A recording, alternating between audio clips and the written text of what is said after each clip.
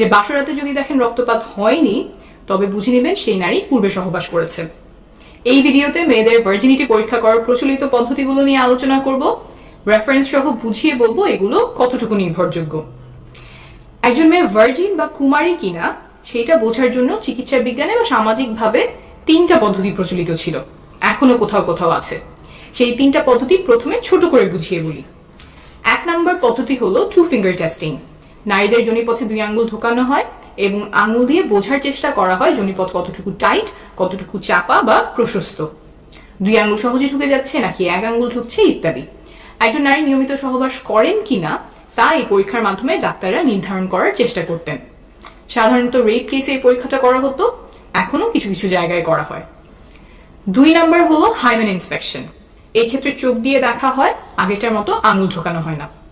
মেয়েদের যোনিপথের হাইমেন, অনেকে এটাকে সতীচ্ছদ পর্দা নামে চেনেন, সেইটা পরীক্ষা করা হয়। হাইমেনে কোনো ছেঁড়া আছে কিনা, থাকলে কোথায় ছেঁড়া, হাইমেনের আকার কেমন, মুখ কতটুকু বড়, এইসব দেখে বোঝার চেষ্টা করা হয় মেয়েটি আগে কখনো সহবাস করেছিল কিনা। 3 নম্বরটা হলো প্রথম সহবাসের রক্তপাত। অনেকের ধারণা যে নারী কুমারী হলে সহবাসের রক্তপাত হবে, সেজন্য বাসরাতে অনেকে সাদা চাদর বিছিয়ে দেন যাতে রক্তের দাগ ভালোভাবে বোঝা যায় বউ কুমারী কিনা সেই পরীক্ষাটা যাতে হয়ে যায়। এই যে 3টা পদ্ধতি বললাম এগুলো কতটুকু নির্ভরযোগ্য, আসলে কি এগুলো ব্যবহার করে বোঝা যায় একজন নারী কুমারী কিনা? এই পরীক্ষাগুলো নিয়ে সর্বশেষ মেডিকেল সায়েন্স কি বলে তা এখন বুঝিয়ে বলবো। প্রথমেই আসি 3 নম্বর উপায়, প্রথম সহবাসে রক্তপাত। 100 জন নারীর উপরে করা একটা গবেষণায় দেখা গেছে যে 44 জনেরই প্রথম সহবাসে রক্তপাত হয়নি। সংখ্যাটা কিন্তু কম না, প্রায় অর্ধেকের কাছাকাছি নারী প্রথম সহবাসে রক্তপাত হয়নি। এমনকি কোনো ব্যথাও হয়নি 32 জনের। এমন আরো গবেষণা আছে যাতে দেখা গেছে প্রথম সহবাসে সবার রক্তপাত হয় না। রক্তপাত হওয়া এবং না হওয়া দুইটাই স্বাভাবিক। কারো কারো ক্ষেত্রে যোনিপথ পিচ্ছিল না হওয়ার কারণে বা জোর করে পুরুষাঙ্গ ঢোকানোর কারণে যোনিপথের দেয়াল ছিঁড়ে যায়, ফলে রক্তপাত হয়। এরপর আসি 2 নম্বর উপায়, হাইমেন ইন্সপেকশন বা সতীচ্ছদ পর্দা দেখে বোঝা যায় কিনা নারী কুমারী। এইটার ব্যাপারে হয়তো অনেকেই শুনেছেন সহবাস করলে মেয়েদের যোনিপথের পর্দা ফেটে যায়, আর তাহলে তো ওটা দেখলেই বোঝা যাওয়ার কথা যে সে সহবাস করেছে কিনা। অনেকেই মনে করেন হাইমেন এমন, এইভাবে যোনিপথের মুখ আটকে রাখে, সহবাস করলে পর্দাটা এমন ভাবে ফেটে যায়, তাহলে ভালো করে দেখলেই বোঝা যাওয়ার কথা যে নারী কুমারী কিনা। আমেরিকায় 36 জন গর্ভবতী টিনেজারদের উপরে একটা গবেষণা করা হয়। তাদের হাইমেন এবং গোপনাঙ্গ দেখে ডাক্তার নির্ণয় করার চেষ্টা করেন যে তারা পূর্বে সহবাস করেছে কিনা। 36 জনের মধ্যে মাত্র 2 জনের ক্ষেত্রে ডাক্তার বুঝতে পেরেছিলেন যে তারা আগে সহবাস করেছে, অথচ 36 জনই গর্ভবতী, অর্থাৎ বাকিরা সহবাস করেছিলেন কিন্তু তাদের হাইমেন দেখে বোঝা যায়নি। অনেকেই মনে করতে পারেন হাইমেন দেখে বোঝা না যাওয়ার কারণ কি? যদি এমন ছেঁড়া হয় তাহলে তো দেখেই বোঝা যাওয়ার কথা, কিন্তু আসলে হাইমেন এমন শক্ত কোনো পর্দা না। হাইমেন বা সতীচ্ছদ পর্দা কিছুটা এমন ইলাস্টিক, সংকোচন প্রসারণ বা বড় ছোট হতে পারে, আর এই হাইমেন থাকে যোনিপথের চারপাশ ঘিরে। আর যোনিপথের দেয়ালগুলো কিছুটা রাবার মতো ইলাস্টিক, ছোট বড় হতে পারে, এত বড় হতে পারে যে এই রাস্তা দিয়ে জন্মের সময় বাচ্চা বের হয়।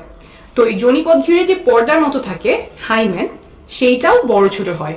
এই পর্দাটা অনেক রকম হতে পারে, এক একজনের এক এক দিকে খাঁজ থাকে, ভাঁজ থাকে, আর মেয়েদের জন্মের আগেই তার হাইমেনে ফুটো থাকে। বড় হলে সেই ফুটো দিয়ে মাসিকের সময় রক্ত বের হয়। এই ফুটো অনেক ধরনের হতে পারে, বড় ছোট হতে পারে। ফুটোটা কত বড় হবে সেটা বয়স, ওজন, উচ্চতা সহ আরো অনেক কিছুর উপরে নির্ভর করে।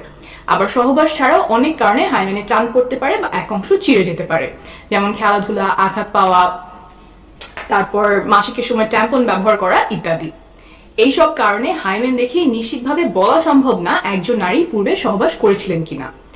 এখানে বলে রাখা ভালো যে কারো কারো জন্মের সময় হাইমেনে ফুটো নাও থাকতে পারে। মেডিকেলের ভাষায় এটাকে আমরা বলি ইমপারফোরেট হাইমেন, সেটা 1000 বা তার চেয়েও কম হয়, তখন ছোট একটা সার্জারি করে হাইমেনে ফুটো করা হয়। এখন বলছি 1 নম্বর উপায় নিয়ে, 2 ফিঙ্গার টেস্ট। এই পরীক্ষাটা কোনো বৈজ্ঞানিক ভিত্তি ছাড়াই চিকিৎসা বিজ্ঞানে ছাই পায়।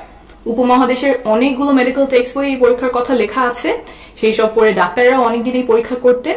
এই মন গড়া অবৈজ্ঞানিক পরীক্ষা বন্ধ করতে বিভিন্ন দেশে এটাকে ব্যান করা হয়। ভারতে এটা ব্যান করা হয়েছে 2013 সালে, বাংলাদেশে 2018 সালে এবং পাকিস্তানে 2021 সালে। তাহলে বোঝা গেল যে এই 3 উপায়, 2 ফিঙ্গার টেস্ট, সতীচ্ছদ পর্দা বা রক্তপাত, কোনোটা দিয়েই কুমারিত্ব বোঝা যায় না। তাহলে আসলে কি কোনো নির্ভরযোগ্য বৈজ্ঞানিক উপায় আছে যার মাধ্যমে বোঝা যায় নারী আগে সহবাস করেছে কিনা? না, নাই। তারপরেও দুর্ভাগ্যজনকভাবে কিছু মেডিকেলের বইতে এখনো এসব পদ্ধতি লেখা হয়, মেডিকেলের ছাত্রদেরকে শেখানো হয় রেপ কেসে নারীদের পরীক্ষার অংশ হিসেবে। যেমন প্রফেসর রেড্ডির লেখা ফরেন্সিক মেডিসিনের বই, যেখান থেকে উদ্ধৃতি দিয়ে ভাইরাল ফেসবুক পোস্টে কুমারিত্ব নিয়ে অবৈজ্ঞানিক দাবি করা হয়েছে।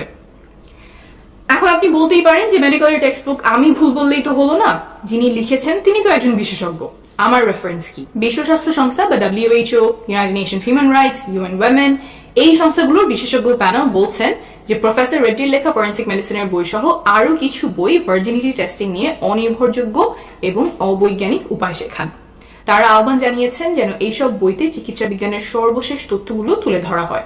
আমি রেফারেন্স নিচে দিয়ে দিব। ভিডিওটি যারা দেখছেন তাদের কাছে অনুরোধ, হাইমেন বা সতীচ্ছদ পর্দা, ভার্জিনিটি টেস্টিং ইত্যাদি বিষয়ে কেউ ভুল তথ্য ছড়ালে সেখানে প্রমাণ তুলে ধরে ভুল ধারণাগুলো দূর করার চেষ্টা করবেন।